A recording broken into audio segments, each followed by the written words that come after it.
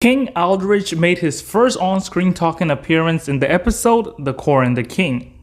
There, we get to know more on the type of relationship he had with his son and his character as a whole, because now we know that the supervillain in this show had daddy issues.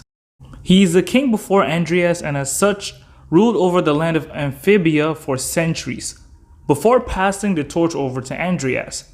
It is not clear on whether there was a mother figure present in the palace, so more on that will probably come out in the future. Now let's take a look at his appearance. He is an elderly blue newt with wrinkly skin and long white hair, which connects to a beard. His facial features are pronounced and he seems to close his eyes in most situations unless he gets provoked or very serious. Talk about an eye-opening experience.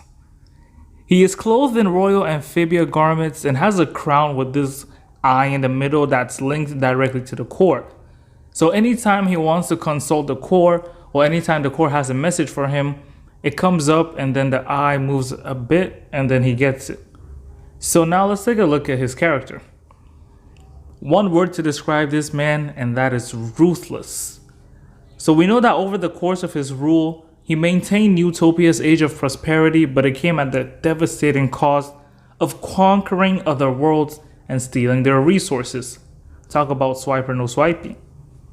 He's no stranger to plundering, and he was even ready to see to the genocide of the entire Earth's population. And what's worse is that he wanted his son to lead this invasion. All of this he sees as acceptable because he considers newts to be the superior species. In fact, he was in the process of passing down this ruthless mindset to Andrias, who at the time was just another eager and innocent child trying to please his father. But boy, did that go terribly wrong. Aldrich shows little love and care to Andrias, and this is definitely the reason he grows up to become a power-hungry megalomaniac. He even discourages him from making friends, saying that his friends would start mooching off of him as soon as he took the throne. Sounds like the father of the year to me, am I right? So when the Calamity Box gets stolen, Aldrich initially berates his son and puts all the blame on him, which I guess it is right because it's because of Andrias that the box got missing, but what Andrias said was a bit too much. He then decrees that the royalty will lie in wait until the Calamity Box comes back because that's what the core said, and told Andrias to prepare towards that day. Because of that, Andrias is put on the path to become the insane leader that he is today.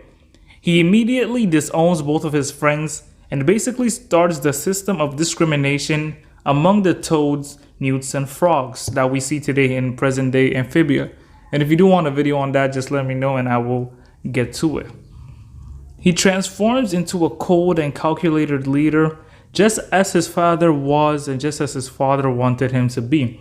So we can talk about the effect that King Aldrich had on King Andrias. I do believe that in the beginning, Andrias was this innocent, fun-loving kid that just wanted to enjoy life and have fun. But because of the pressure and the influence that Aldrich was putting onto him, he sort of put his own goals and his own mentality on Andrias.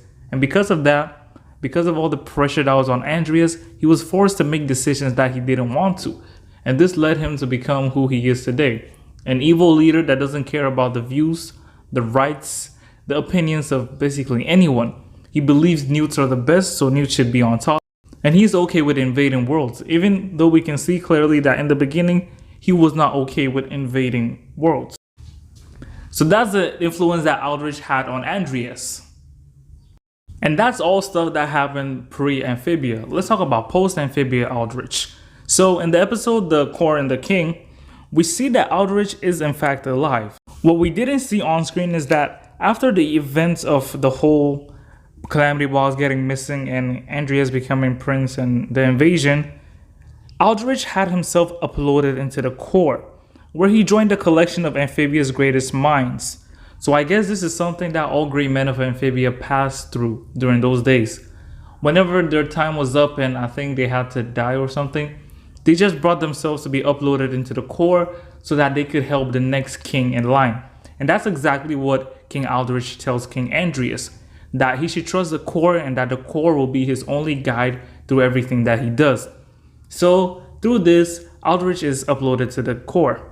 And then we see that at the end of the episode, the core who is possessing Marcy, so Darcy, tells Andrias that, son, I'm almost proud of you. And this comes in like basically the same voice that King Aldrich has. So we basically know that it's him. And I feel like he's going to influence Andrias just a little bit whenever he starts to stray away from the goal. But even at this point, I think he's way gone. He cannot stray from it. He wants to take over everything. And it is the fault of King Aldrich. And if you do want me to make a video on the influence that King Aldrich had on Andrias, just let me know down below. Also, I have a video coming up on Leaf. That's the girl with the calamity box who stole, the frog who stole the calamity box and ran away. I got a video on her coming very soon, so if that's something you want to see, like this video and share it with all your Amphibia friends, okay? So that's basically the father of King Andrias, King Aldrich. Do I even call him King Aldrich because he's not king anymore? Okay, we'll just call him Aldrich. So that's Aldrich, and I hope you enjoyed this video. I hope you now have a better idea of who he was as a character. Even with the limited information that they gave us, I was able to put this thing together. So yeah, thank you for watching. I'll see you guys next time. Tune out.